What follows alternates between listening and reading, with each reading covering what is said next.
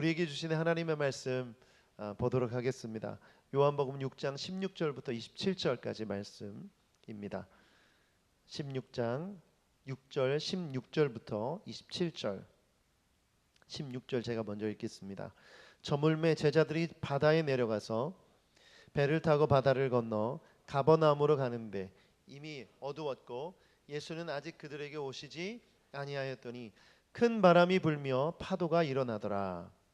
제자들이 노를 저어 10여리쯤 가다가 예수께서 바다 위로 걸어 배에 가까이 오심을 보고 두려워하거늘 이르시되 내니 두려워하지 말라 하신대 이뻐서 배로 영접하니 배는 곧 그들이 가려던 땅에 이르렀더라. 이튿날 바다 건너편에 서 있던 무리가 배 한 척 외에 다른 배가 거기 없는 것과 또 어제 예수께서 제자들과 함께 그 배에 오르지 아니하시고 제자들만 가는 것을 보았더니 그러나 디베랴에서 배들이 주께서 축사하신 후 여럿이 떡 먹던 그곳에 가까이 왔더라.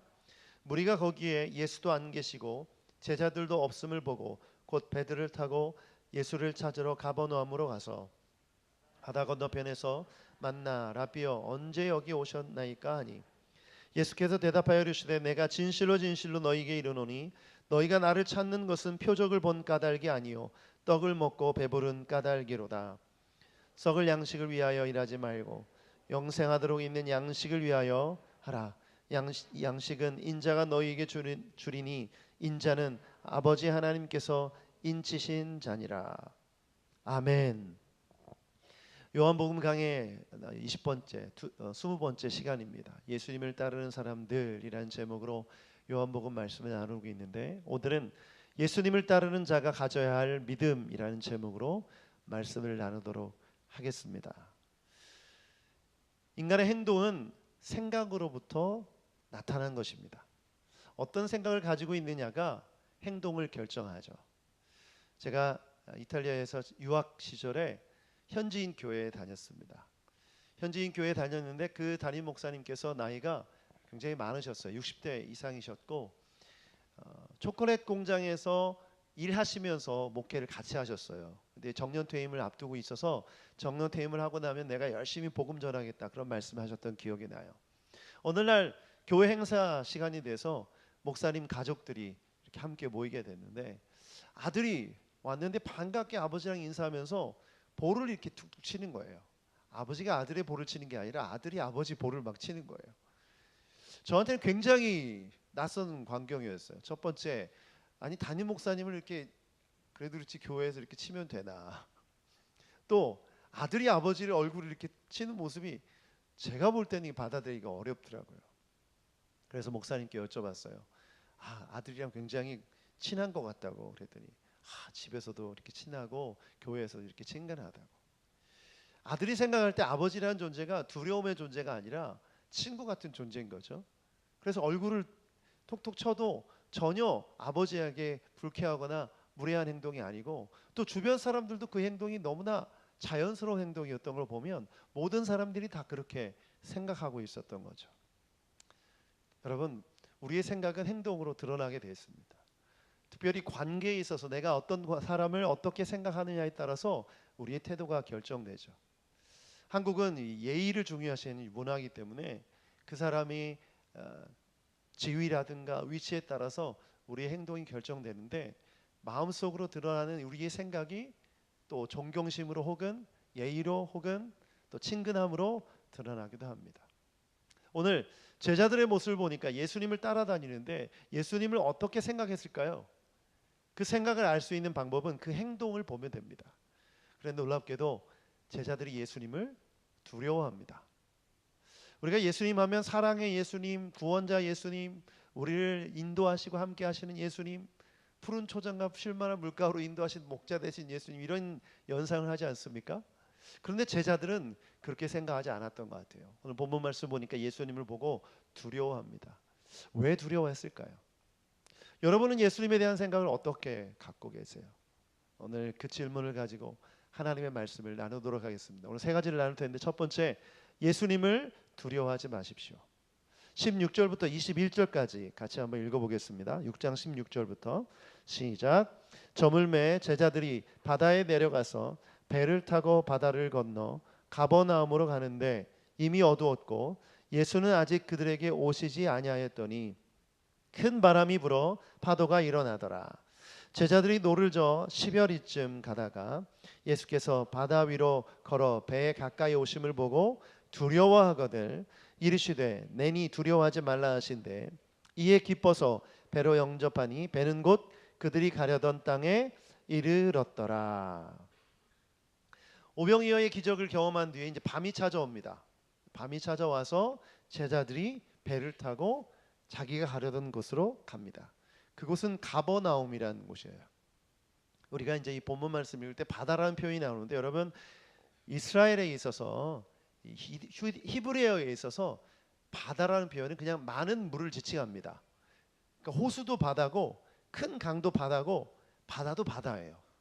그러니까 이 바다는 갈릴리 호수를 의미하는 겁니다. 그런데 갈릴리 호수 주변으로 도시들이 있었는데 지금 오병이어의 기적을 일으킨 이곳에서 떠나서 배를 타고 가버나움으로 가려고 했어요. 그런데 예수님이 계셨습니까? 안 계셨습니까? 왜 안 계셨죠? 지난주 우리가 말씀을 들은 것을 기억하면 예수님이 오병이어의 기적을 일으키고 난 뒤에 사람들이 예수님을 무엇으로 삼으려고 했다고 했죠? 왕으로.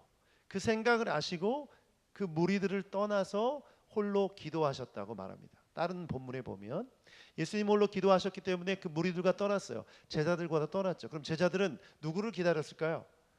예수님을 기다렸겠죠. 예수님을 기다렸어요. 날이 저물 때까지 기다렸어요.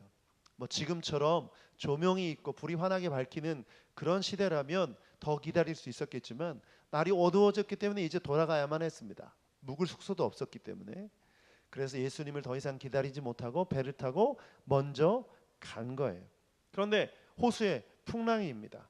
여러분 호수는 잔잔합니까? 파도가 높습니까?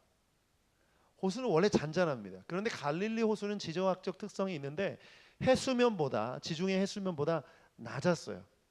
그리고 이 호수를 둘러싼 산이 있었는데 동그랗게 빙 둘러서 산이 있었습니다.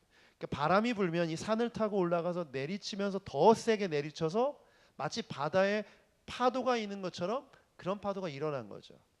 그 돌풍이 일어서 파도가 치고 있는 상황이에요. 날은 어두운데 파도가 치고 있어요. 그런데 저 멀리서 누가? 사람이 물 위를 걸어오는 거예요. 여러분 두렵습니까? 안 두렵습니까? 굉장히 두려운 상황이죠. 공포 영화에 나오는 상황이에요. 캄캄한데 바람이 들이치고 지금 노젓기가 지금 힘든 상황인데 물 위를 누가 걸어와요. 봤더니 예수님이에요. 그런데 여러분 제자들의 반응이 물 위를 걸어오는 분이 예수님이라면 어떻게 반응해야 정상입니까? 안심해야 되죠. 아 예수님이구나. 괜찮구나. 이렇게 안심해야 되는데 오히려 그들의 반응은 그 두려움에 더 떱니다. 제자들이 왜 그랬을까요? 우리가 이 물 위를 걸으신 예수님의 사건을 이해할 때 제자들이 돌풍이 불어서 죽게 되어서 죽음의 공포 때문에 그랬을 것이다 이렇게 생각하는데 여러분 그렇지 않습니다. 이 제자들은 베테랑 중에 베테랑이에요. 베드로는 산전수전 다 겪은 사람이에요. 여기서 물고기를 얼마나 많이 잡았는데 충분히 노를 저어서 갈 수 있었어요. 그리고 갈릴리 바다는 그렇게 높은 파도가 치지 않습니다. 그런데 중요한 건 뭡니까? 그들이 두려웠던 건 물 위를 걸으시는 예수님이 두려웠던 거예요. 자, 여기서 왜 예수님을 두려워했을까요? 여러분 예수님이 지금까지 하신 말씀 중에 기억나세요? 유대인들에게 뭐라고 말씀하셨죠? 나는 심판자다. 기억나세요? 하나님 아버지가 나에게 심판을 맡겼다. 나는 아버지가 보여주신 대로 심판할 것이다 라고 말씀하셨죠. 제가 볼 땐 예수님에 대한 생각, 예수님에 대한 생각이 바로 예수님은 심판하시는 하나님입니다. 물을 포도주로 만들고 오병이어의 기적을 일으키시던 예수님, 그 예수님을 생각할 때 심판주라는 생각을 못했는데 바다 위를 걸으시는 예수님을 보자마자 심판자 예수님을 떠올린 거예요. 그래서 그분이 두려워진 거죠. 여러분 경찰 보면 두려우세요? 저는 왠지 두렵더라고요. 제가 미국에서 3년 동안 목회할 때 그때 한번 경찰에 의해서 딱지를 한번 띈 적이 있는데 그 이후로부터 경찰만 보면 제가 겸손해지고 두 손을 모으게 되고 안전운전하게 되는 그런 저의 모습을 보게 됐어요. 그 생각 때문에 두려운 거죠. 그런데 제자들이 예수님의 모습을 보고 두려웠어요. 예수님이 우리를 심판하시는구나. 이 순간 우리는 죽을 수도 있겠구나라는 생각을 했었던 것입니다. 오늘날 신앙생활하는 분들 중에 이렇게 신앙생활하는 사람들이 있어요. 예수님을 믿는데 두려움 가운데 믿는 거죠. 나 오늘 죽으면 천국 갈까? 예수님이 나를 심판하시면 나는 지옥 가게 되지 않을까? 이런 생각을 하면서 신앙생활하는 사람들이 있습니다. 왜 이 두려움을 갖게 될까요? 본문 말씀 한 구절을 더 보겠는데 요한일서 4장 15절부터 18절 같이 한번 읽어보겠습니다. 시작. 누구든지 예수를 하나님의 아들로 시인하면 하나님이 그 사람 안에 계시고 그 사람은 하나님 안에 있습니다. 우리는 하나님이 우리에게 베푸시는 사랑을 알았고 또 믿었습니다. 하나님은 사랑이십니다. 사랑 안에 있는 사람은 하나님 안에 있고 하나님도 그 사람 안에 계십니다. 사랑이 우리에게서 완성되었다는 사실은 이 점에 있으니 곧 우리로 하여금 심판날에 담대함을 가지게 하려는 것입니다. 우리가 이렇게 담대해지는 것은 그리스도께서 사신 대로 또한 우리도 이 세상에서 그렇게 살기 때문입니다. 사랑에는 두려움이 없습니다. 완전한 사랑은 두려움을 내쫓습니다. 두려움은 징벌과 관련이 있습니다. 두려워하는 사람은 아직 사랑을 완성하지 못한 사람입니다. 아멘. 요한일서는 요한이 쓴 책이죠. 요한이 이 두려움에 대해서 설명하는 겁니다. 자, 우리가 하나님을 믿으면 예수님을 하나님의 아들로 시인하면 하나님의 사랑이 우리 안에 거한다. 하나님이 우리 안에 거하신다. 이렇게 말씀하세요. 그러면 그 사람은 하나님의 사랑이 그 안에서 완성되어진 것이기 때문에 두려움이 있다 없다? 두려움이 없다. 심판날에 두려움이 없다. 여러분 말씀 기억하세요. 예수 그리스도를 주로 믿는 자는 사망에서 생명으로 옮겼느니라. 그리스도 예수 안에 있는 자는 결코 정죄함이 없다. 자, 심판자이신 예수님을 볼 때 제자들이 두려워했던 이유는 뭡니까? 그 예수님을 온전히 영접하지 못한 것이죠.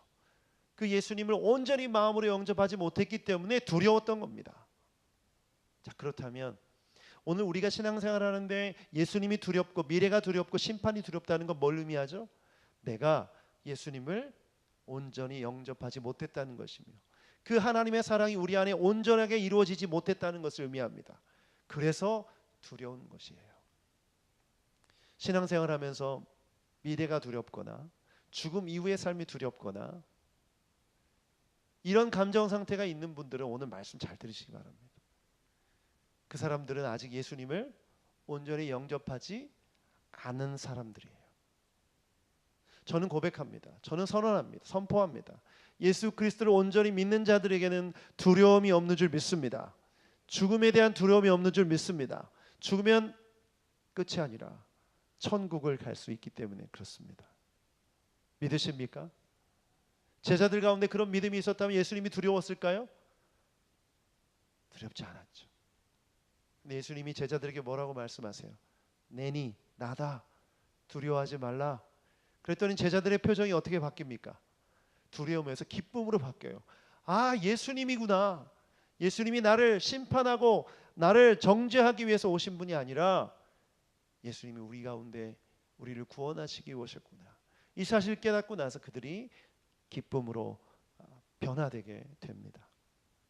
사랑하는 여러분, 신앙생활하면서 예수님을 통해서 기쁨과 감사와 평안을 누리시길 축복합니다.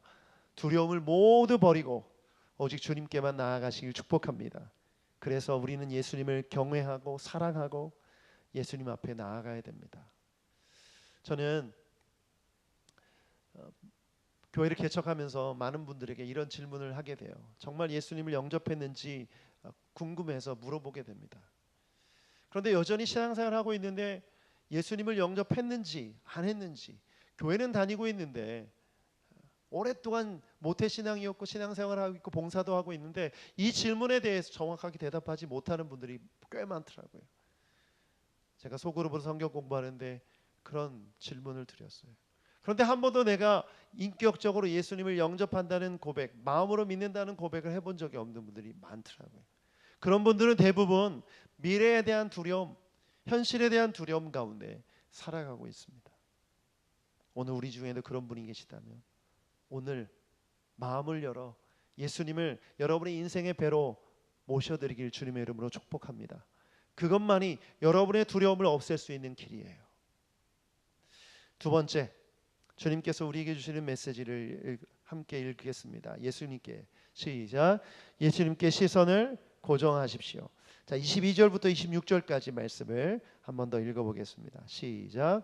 이튿날 바다 건너편에 서 있던 무리가 배 한 척 외에 다른 배가 거기 없는 것과 또 어제 예수께서 제자들과 함께 그 배에 오르지 아니하시고 제자들만 가는 것을 보았더니 그러나 디베랴에서 배들이 주께서 축사하신 후 여럿이 떡 먹던 그곳에 가까이 왔더라.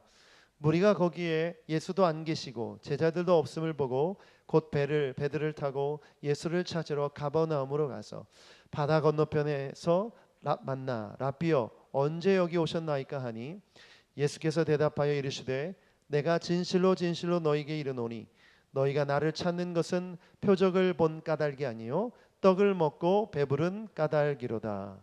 아멘. 자, 그 다음 날이 되었습니다. 사람들이 15,000명 정도가 그 오병이어의 기적을 경험했어요. 그럼 이 사람들이 어두워졌으니까 다 자기 집으로 흩어졌겠죠? 흩어졌는데 자기 집으로 돌아가서 입을 다물고 가만히 있었겠습니까? 가족들에게 얘기했겠죠. 주변 사람들에게 얘기했을 거예요. 내가 거기서 오병이어의 기적을 맛봤다. 그래서 그 사람들도 호기심이 발동했을 것이고 더 많은 사람들이 예수님을 따르려고 모여들었을 것입니다. 그래서 디베랴라는 지역에 있던 사람들이 예수님을 찾기 위해 왔어요. 그런데 예수님이 어디 계셨을까라고 생각했을까요? 예수님이 바로 오병이어의 기적을 일으키던 그 장소에 계실 줄 알았어요. 왜냐하면 제자들이 어둑어둑해질 때 떠날 때 거기에는 배가 한 척밖에 없었고 그 배가 떠날 때 예수님이 거기 계시지 않았기 때문에 예수님은 지금 오병이어의 기적이 일어난 이 곳에 계실 거라고 생각했던 거죠. 그래서 디베라에서 사람들이 배를 타고 여기로 온 거예요. 그런데 예수님 계셨어요? 안 계셨어요? 안 계셨죠? 그럼 예수님이 안 계시니까 예수님이 어디 계셨을까? 가장 먼저 가버나움으로 간 거예요. 여러분, 가버나움은 베드로의 장인이 있었던 곳이고 장모가 살던 곳이고 많은 기적들을 거기서 일으키셨고 거기가 예수님과 제자들의 본거지예요. 자, 그쪽으로 가서 예수님을 찾으러 갑니다. 예수님을 찾게 됐어요. 이렇게 물어봐요. 예수님, 어떻게 여기 계십니까? 이 질문이 이해가 되죠? 분명히 거기에 계셨고 떠날 때 그 배에 안 타셨기 때문에 이 사람들의 질문은 이해가 되는 상식적인 질문이에요. 그런데 예수님이 뭐라고 말씀하세요? 너희들이 나를 찾는 까닭은 떡을 먹고 배불렀기 때문이다 라고 말씀하시죠. 사실 정상적인 대답은 뭐라고 말씀하시면 돼요? 언제 여기 오셨습니까? 물어봤으니까 어제 왔다. 어떻게 오셨습니까? 걸어왔다. 이렇게 말씀하시면 되는데 그들의 마음의 동기를 아시고 예수님께서 질문에 대한 답이 아닌 예수님의 말씀을 하고 계시는 거죠. 이 말씀을 통해서 디베랴에서 찾아왔던 그 사람들의 마음의 상태를 볼 수 있습니다. 자, 그들은 왜 왔습니까? 26절 다시 한번 읽어볼까요? 26절 말씀 같이 한번 읽어보겠습니다. 시작. 예수께서 너희가 나를 찾는 것은 표적을 본 까닭이 아니요 떡을 먹고 배부른 까닭이다. 자, 여러분, 표적이란 단어가 나오는데 표적은 뭡니까? 표적은 하나님의 나라를 보여주기 위한 기적이에요. 하나님의 하나님 되심을, 예수님의 하나님 되심을 보여주시는 기적이에요. 물이 포도주로 바꾼 사건, 또 병자를 고쳐주신 사건, 오병이어의 사건, 다 예수님이 하나님의 아들임을, 예수님이 하나님임을 보여주는 사건이에요. 그런데 그 15,000명들이 그것을 보면서 예수님이 하나님임을 깨달았다는 거예요? 못 깨달았다는 거예요? 못 깨달았다는 거죠. 예수님을 찾아온 이유가 뭐라고요? 그때 먹었던 떡과 그때 먹었던 물고기 때문에 예수님을 다시 찾아왔다라는 것입니다. 여러분, 사람들은요,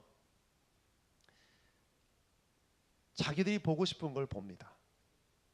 예수님은 그 기적을 보여주실 때 자신을 믿게 하려고 보여주셨는데 사람들은 뭘 본 거예요? 그 기적이 일어나는 현상만 본 거예요. 여러분, 너무나 신기하지 않겠어요? 제가 여러분이 보는 앞에서 떡을 떼서 나눠주는데 계속 나오는 거예요. 너무나 놀랍지 않습니까? 만약에 이런 일이 우리 교회 안에 이루어지면 난리가 나겠죠. 장소 옮겨야 됩니다. 의자가 모자라요. 이런 일이 일어날까요? 일어날 수 있겠죠. 그런데 문제는 뭡니까? 기적이 일어났을 때 기적에 나타나는 현상만 보고 사람들이 그 기적이 일어난 이유는 별로 관심이 없는 거죠. 예수님이 그걸 지적하신 거예요. 우리가 하나님 앞에서 신앙생활하는 동기가 뭡니까? 우리 교회가 점심시간에 밥 주는데 그 밥 먹으러 오신 거예요? 그거 아니죠. 우리가 하나님 앞에 예배하는 동기, 말씀을 읽는 동기, 기도하는 동기는 그 주님을 믿고 싶어서, 그 주님을 따르고 싶어서, 주님 뜻대로 살고 싶어서 하는 것 아닙니까? 그리고 예배하고 헌금하고 주님 뜻대로 사는 것도 하나님의 명령이고 하나님의 뜻이기 때문에 하는 것이죠.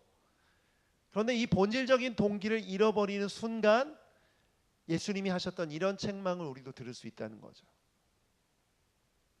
그런데 교회 공동체가 역사가 오래되고 많은 것을 갖게 되고 많은 힘을 갖게 되고 많은 것을 누리게 되는 순간 사람들이 교회에 오는 동기, 교회에 오는 목적이 달라지기 시작했어요.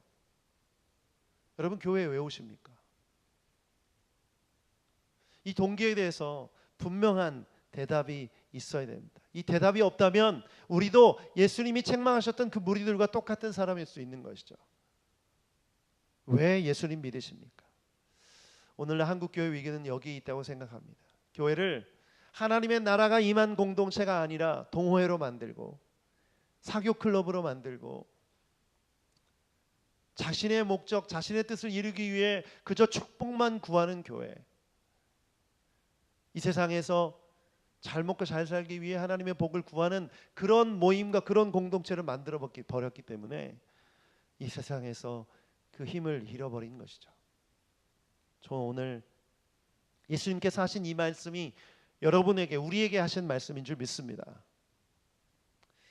미국의 9.11 사태가 일어났을 때 한 목사님이 그런 설교를 하셨어요. 교회를 떠나라는 제목으로 설교를 하셨어요. 성도들의 복만 구하는 그런 교회를 떠나십시오.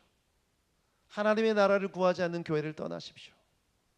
물질적인 축복이 전부로 알고 사는 그런 교회를 떠나십시오. 교회를 떠나라고 하는 거예요. 여러분, 그런 교회는 떠나야 합니다. 하나님 앞에서 온전히 서지 않는 교회는 떠나야 됩니다. 한국 교회 안에 하나님의 나라를 꿈꾸지 않고 복음을 전하지 않고 말씀대로 살려고 하는 몸부림이 없다면 그런 교회는 떠나셔야 됩니다. 우리 새누리교회가 개척된 지 10개월밖에 안 됐지만 우리 교회가 그런 교회라면 떠나셔야 됩니다. 정말 복음이 살아있고 하나님의 나라를 추구하고 영생에 이르게 하는 열매, 하나님의 말씀이 선포되어지는 교회로 가셔야 돼요. 그저 내가 먹을 양식을 구하고 그거 먹는데 만족하는 그런 신앙생활, 그런 교회, 그런 공동체는 위험한 것입니다. 그게 사라지면 그 공동체는 함께 사라지기 때문에 여러분, 자기 자신을 돌아보십시오. 그래서 우리가 해야 할 일이 있습니다. 우리가 해야 할 일은 우리의 시선을 하나님의 뜻에 고정하는 것입니다. 고린도후서 4장 18절 말씀 읽어보겠습니다. 정말 중요한 말씀입니다. 고린도후서 4장 18절 같이 읽어보죠. 시작. 우리는 보이는 것들에 시선을 고정시키는 것이 아니라 보이지 않는 것에 시선을 고정합니다. 이는 보이는 것은 한순간이지만 보이지 않는 것은 영원하기 때문입니다. 오병이어의 기적의 사건을 아주 정확하게 설명해 주는 말씀입니다.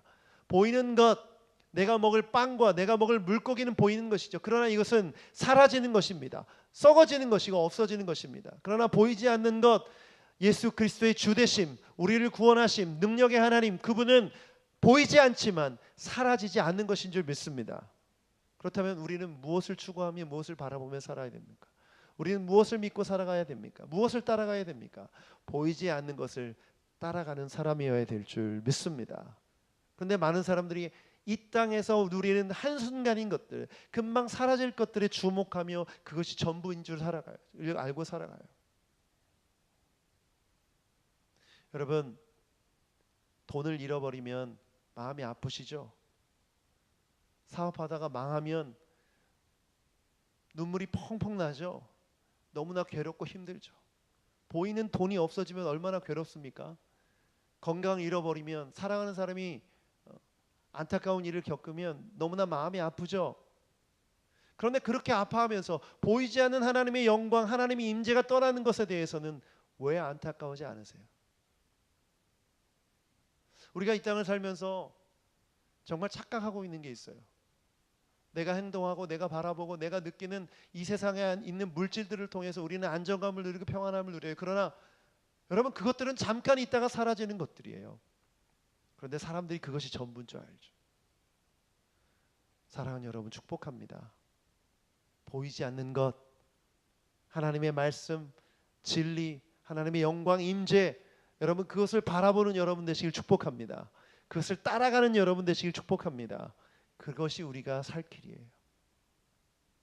세 번째, 하나님께서 우리에게 주시는 말씀 함께 읽어보도록 하겠습니다. 시작. 일하는 동기를 점검하십시오. 자, 27절 말씀 한 구절인데 크게 함께 읽어보겠습니다. 시작. 썩을 양식을 위하여 일하지 말고 영생하도록 있는 양식을 위하여 하라. 이 양식은 인자가 너희에게 주리니 인자는 아버지 하나님께서 인치신 자니라. 아멘. 자, 예수님께서 그들의 문제를 지적하시면서 이렇게 말씀하십니다. 일을 하는데 무엇을 위하여 일을 하라? 썩지 않을 양식을 위해서 일하라. 썩을 양식이 아니라 썩지 않을 양식을 위해서 일하라. 우리가 고린도후서 4장 18절 말씀을 읽었기 때문에 썩지 않을 양식과 썩을 양식을 구분할 수 있겠죠. 자, 썩을 양식은 뭡니까? 우리가 먹는 음식 썩을 양식입니까? 맞죠? 그래서 너무 맛집 많이 돌아다니지 마세요. 거기에 열정을 쏟지 마세요. 자, 여러분의 외모, 건강, 몸 썩을 겁니까? 안 썩을 겁니까? 그래서 어른들이 욕할 때 썩을 놈이라고 했던 것 같아요. 자, 썩을 몸이죠. 이 몸 다 썩죠. 다 늙잖아요. 그렇죠? 여러분이 가지고 있는 돈 영원합니까?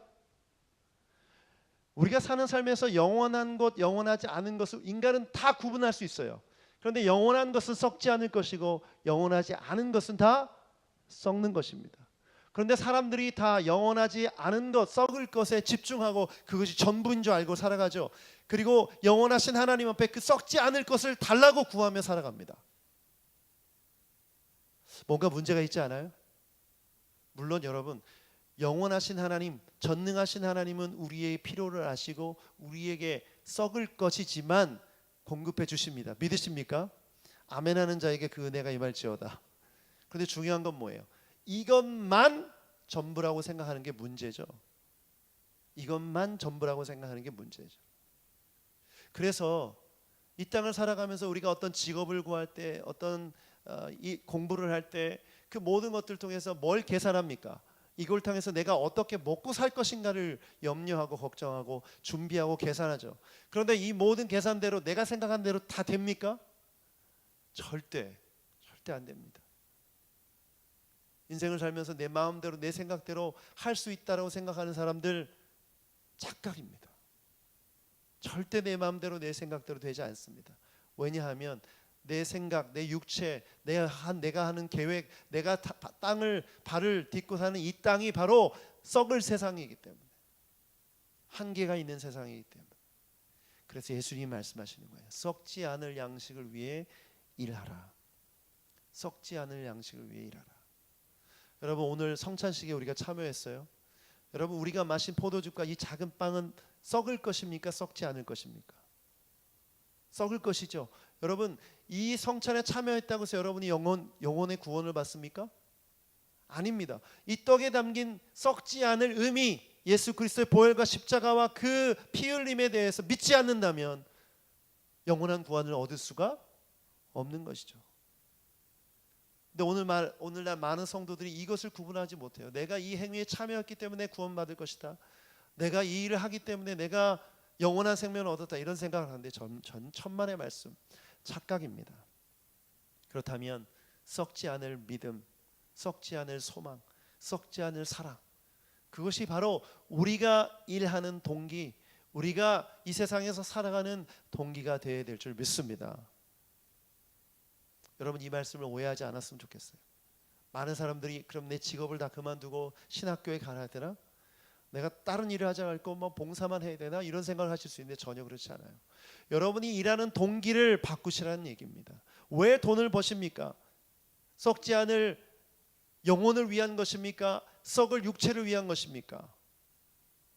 이 썩을 육체를 위한 것이라면 여러분 헛수고하는 거예요. 그러나 여러분이 일하는 동기가 썩지 않을 영원한 생명, 말씀, 복음을 위한 것이라면 여러분은 잘 살고 계신 거예요. 여러분, 바울 사도가 이런 말씀을 했어요.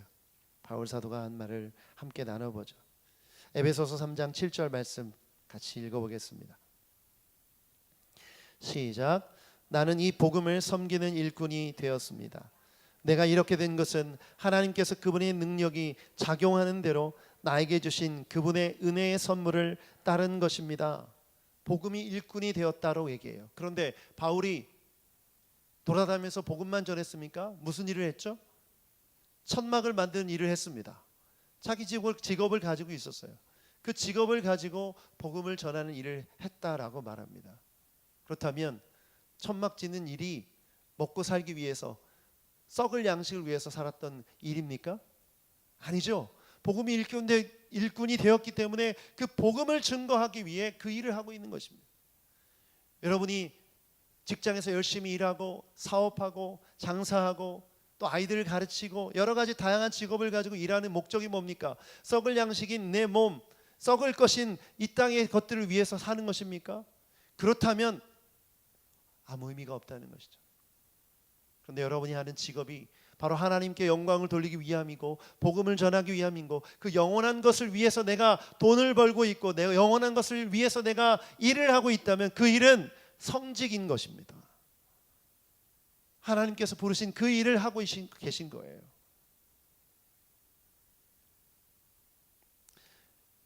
그동안 교회의 가르침이 어땠습니까?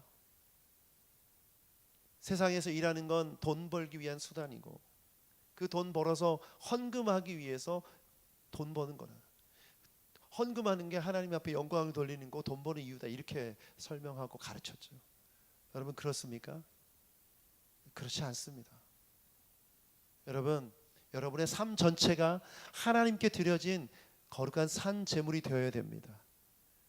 그렇다면 내가 가지고 있는 것 하나님이 주신 것이면 내가 그것을 가지고 주님의 뜻대로 쓰는 것이 합당한 것이죠.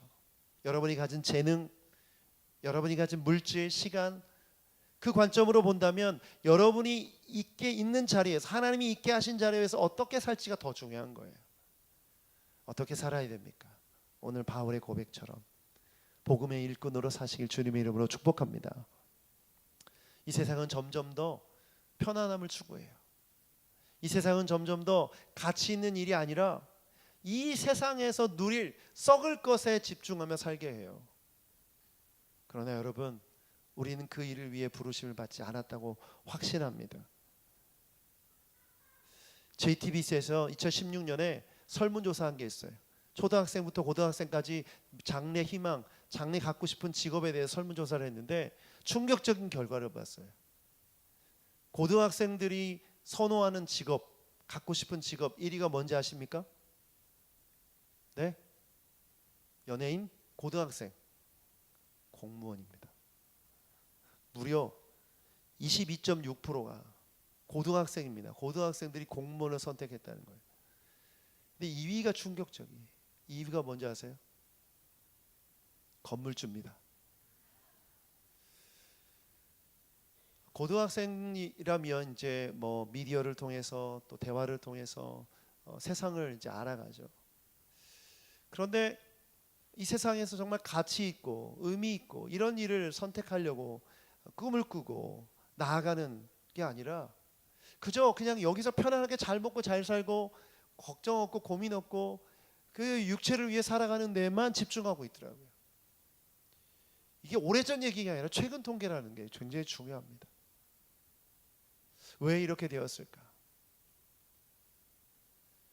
교회 공동체가 우리가 정말 일하는 목적, 이 땅에서 살아가는 목적을 분명하게 가르치지 않고 이해하지 않고 살아갔기 때문에 그래요. 여러분 자녀들 그렇게 가르치지 않았어요? 야, 공무원이 최고야. 선생님이 최고야. 건물주가 최고야. 이런 말을 은연중으로 생각하고 말했다면 자녀들이 그것을 받아들일 수 있겠죠. 여러분 왜 삽니까 우리가? 왜 일을 합니까? 하나님께서 우리를 이 땅에 보내주신 목적, 우리를 구원하신 목적이 뭡니까? 이걸 모르면 우리는 흔들릴 수밖에 없어요. 그 직업을 잃어버리면, 건강을 잃어버리면, 육체가 가지고 있는 썩을 것이 전부라고 생각하면 이게 흔들리면 다 흔들리는 거예요. 여러분 우리는 썩지 않을 양식, 구원, 영생, 말씀, 예수 그리스도 하나님 나라, 이것을 위해 일하는 줄 믿습니다. 이것을 위해 모인 줄 믿습니다. 이 목적을 기억하십시오. 여러분 일하는 그 우선순위, 동기를 바꾸십시오. 그래야만 우리를 통해서 하나님의 나라가 이 땅에 이루어지는 줄 믿습니다.